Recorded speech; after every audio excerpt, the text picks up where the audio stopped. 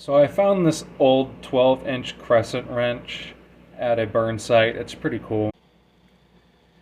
Manufactured by Crescent Tool Company, Jamestown, New York, United States. 12-inch forged Crescent wrench alloy 63.